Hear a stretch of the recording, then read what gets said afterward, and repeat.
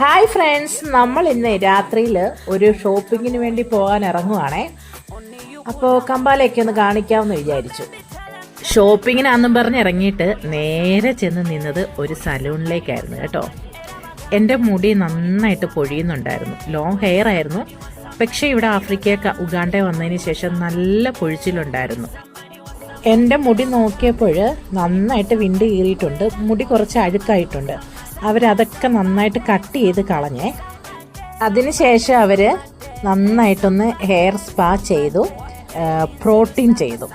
അപ്പോൾ എനിക്ക് നല്ലൊരു ആശ്വാസം ഉണ്ടായി. നന്നായിട്ട് തല മസാജ് ചെയ്തു, നല്ല ഒന്ന് ഫ്രഷായി കേട്ടോ, അങ്ങനെ വേണം പറയാനായിട്ട്.